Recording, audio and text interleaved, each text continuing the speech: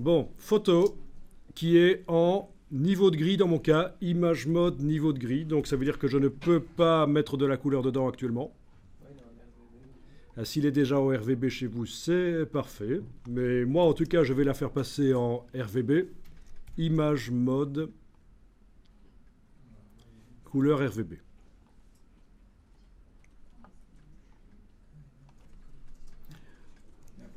Donc, une image en couleur, enfin en couleur potentiellement. Je l'enregistre au format Photoshop.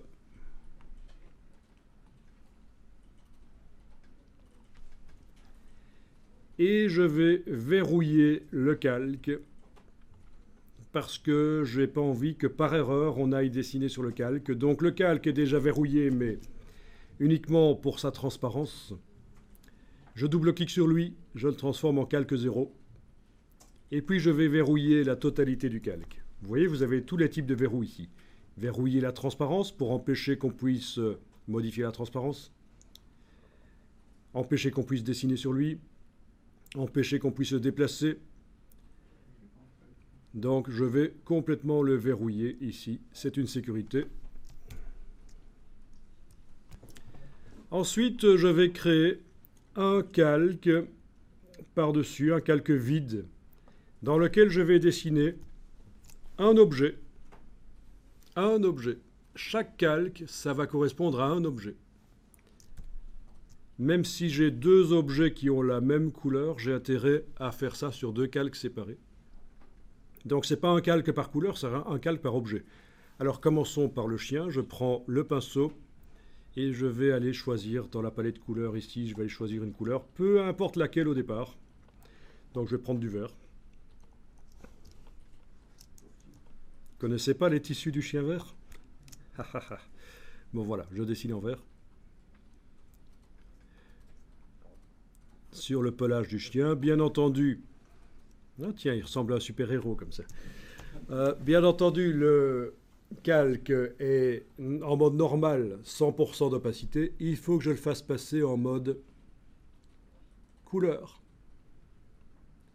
En mode couleur, la couleur se mélange avec ce qui se trouve en dessous. Donc c'est bien le calque qui passe en mode couleur, pas le pinceau. Le pinceau, lui, reste en mode normal. J'amène de la couleur recouvrante dans le calque et le calque est en mode couleur. Donc ça veut dire que la luminosité de ce qui se trouve en dessous reste évidemment.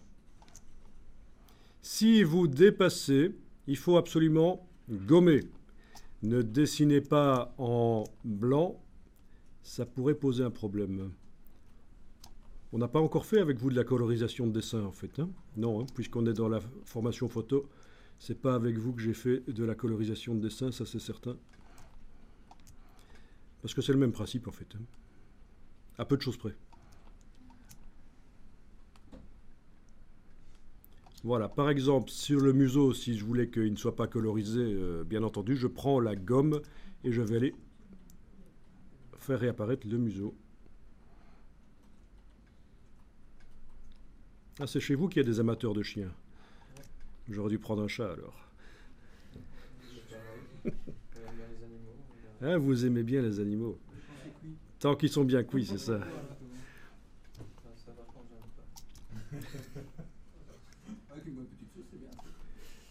Oui, hein, c'est la sauce qui fait tout, de toute façon. Vous avez bien vu que les lasagnes au cheval, ça passe. Hein.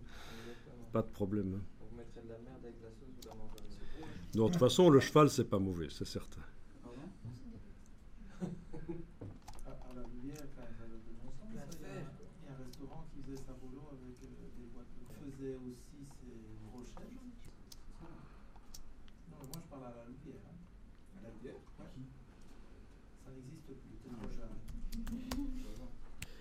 Bon, je fais un nouveau calque et je vais coloriser le collier avec une autre couleur tant que j'y suis. Encore une fois, la couleur de départ n'a pas d'importance. Alors, pourquoi il veut pas? Parce que je suis à la gomme, idiot. Voilà. Chaque fois, il faut le remettre. En mode couleur.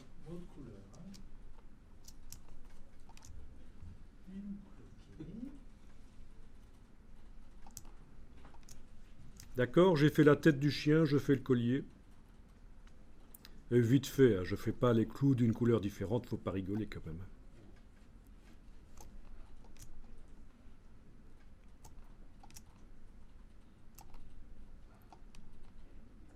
Ça, à la fin, quand tu as énormément d'objets comme toi, tu vas en avoir une mascade, quoi. Oui, mais en même temps, bon, il faut juger combien ça rapporte le boulot Ouais. et faire en fonction, hein. C'est les chouchous, hein, les qui sont choisis à la mission. S'il y a des choix à faire, hein, Et ce genre de truc, c'est en plus ou moins combien de l'heure? Pour avoir une idée. ce genre de truc, ça va chercher dans les 15 euros de l'heure, hein. C'est pas très très bien payé.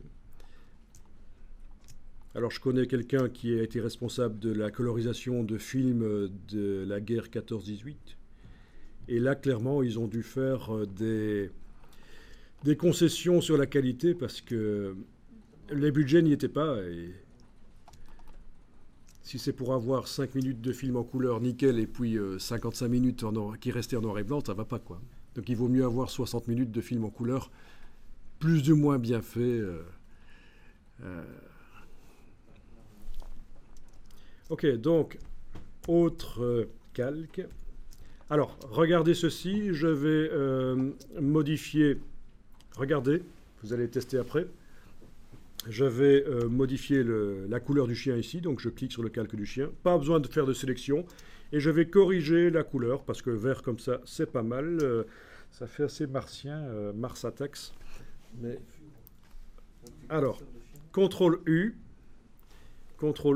et je bouge le curseur teinte, le curseur saturation également, et le curseur luminosité. Enfin, le curseur saturation n'a pas vraiment de raison d'être, puisque... Si, quand même, oui. C'est le curseur luminosité, en fait, qui influence moins, parce que la luminosité vient par en dessous, par la photo noir et blanc. En tout cas, voilà, vous allez arriver à donner de la couleur au chien. OK. Donc, le vert a été transformé. Et alors, c'est là qu'il y a une astuce. Si je veux terminer le chien avec la même couleur, je dois la récupérer, cette couleur qui est là. D'accord? Bon, ben, deux solutions. D'abord, je vais la récupérer avec la pipette. Alors, avec la pipette, échantillon, calque sélectionné. À ce moment-là, ça me permet d'aller puiser la couleur qui se trouve dans le calque là, sans tenir compte des nuances là, de luminosité qui viennent d'en dessous. C'est bien la couleur qui est sur le calque là que j'ai été puisé, parce que j'utilise la pipette en calque sélectionné. Sinon, si vous le gardez la pipette en échantillonné tous les calques, ça c'est sa valeur par défaut, et vous voulez aller puiser la couleur, il va falloir absolument enlever l'œil en face du calque d'en dessous, le temps d'aller puiser la couleur. Et puis c'est bon alors, hein, c'est la même chose. Donc, sur le calque ici, je vais pouvoir continuer à dessiner le corps, parce que c'est vrai que c'est le même objet finalement. Vous avez vu le principe alors, hein. Il faut arriver à aller repuiser la couleur là où vous l'aviez que vous aviez mise, sans qu'elle soit parasitée par les nuances de la photo d'en dessous. Et la manière de le faire, c'est donc... vous avez vu deux manières de faire.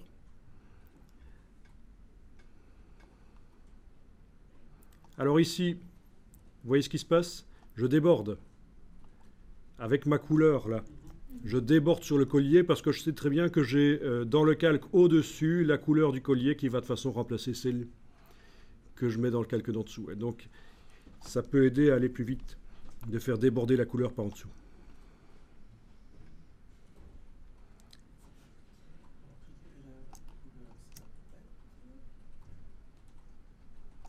Donc ce genre de boulot est généralement pas très bien payé, parce que les gens, ils ont des photos de grand-père, ils adorent grand-père, mais pas au point de payer 50 € pour la coloriser, la photo de grand-père.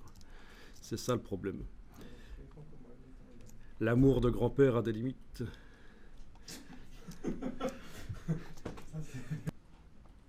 N'oubliez pas d'enregistrer de temps en temps.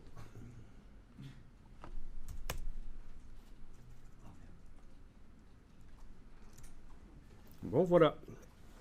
Couleur du collier, je clique sur le calque du collier, CTRL U, qui correspond à image, réglage, teinte, saturation. Et je vais changer la couleur du collier.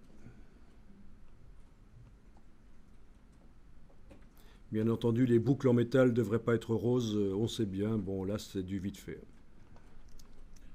Hein.